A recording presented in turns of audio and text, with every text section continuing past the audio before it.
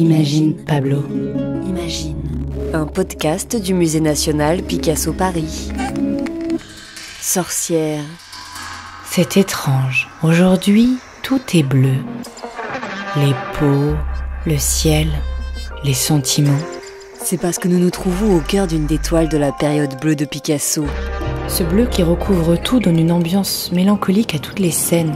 Oui, et là, nous sommes dans un portrait. C'est la Célestina, peinte par Picasso en 1904. Célestina ? Mais je ne vois personne dans tout ce bleu. Retourne-toi, elle est juste derrière toi. Voilà, c'est Célestina. Oh, elle m'a fait peur. C'est une vieille femme qui se tient seule, isolée sur un fond bleu, la tête recouverte d'un voile noir, le visage bleu pâle. Regardez ses yeux. Elle a un œil aveugle. C'est un fait rare chez Picasso. L'organe visuel avait toujours une grande place dans ses portraits. En art et dans la vie, tout passe par le regard. Oui, la Célestina, elle, n'a qu'un œil. On dirait qu'avec son œil sain, elle observe, tandis qu'avec son œil aveugle, elle lance des malédictions. Oh, c'est une sorcière. Sorcière ? Vous avez dit sorcière ? Jadis, quand vous prononciez ce mot, sorcière, vous déchaîniez les foules et la peur. Sorcière. Des femmes qui ne se marient pas, qui n'ont pas d'enfants. Qui ne se plient pas à la norme esthétique. Des hystériques. Des vieilles femmes célibataires.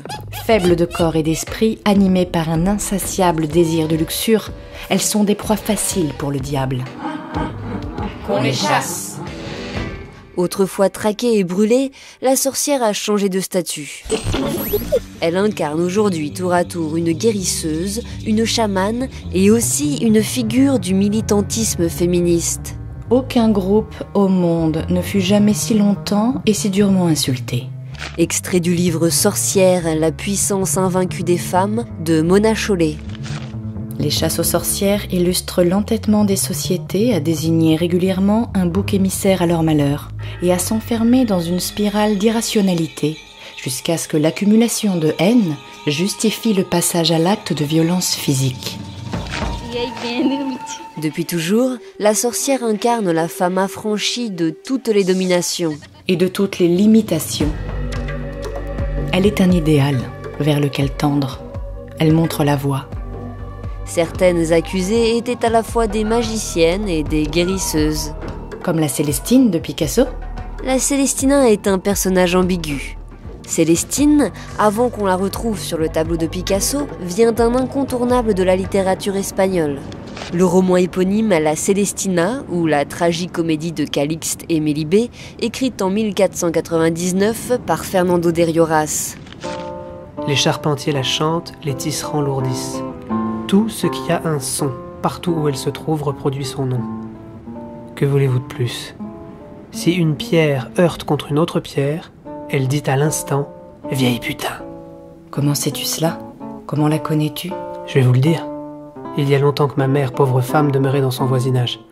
À la prière de Célestine, elle me donna à elle pour la servir. Et à quoi lui servais-tu ? J'allais au marché. Je lui apportais ses provisions et je l'accompagnais. Cette bonne vieille possédait au bout de la ville, près des tanneries sur le bord de la rivière, une maison isolée à moitié détruite. Elle y faisait une demi-douzaine de métiers. Elle était lingère, parfumeuse, passée maîtresse dans l'art de fabriquer du fard et de restaurer les virginités, maquerelle et quelque peu sorcière. Pensez quel trafic c'était. Elle faisait profession de soigner des petits-enfants, elle prenait du lin dans une maison et le donnait à filer dans l'autre. Tout cela pour avoir le moyen d'entrer partout. Partout on la connaissait. Mère par ici, mère par là. Voilà la vieille, voici la matrone. Oh, une lumière arrive sur la toile. Célestina, de son œil borgne, nous fait un clin d'œil. Ce clin d'œil nous dit « Le regard sur le monde change avec les époques ».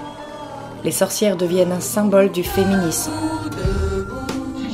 Et le regard de Picasso, lui, évolue de période en période. D'ailleurs, peu de temps après avoir peint la Célestina, Picasso passera à la période rose.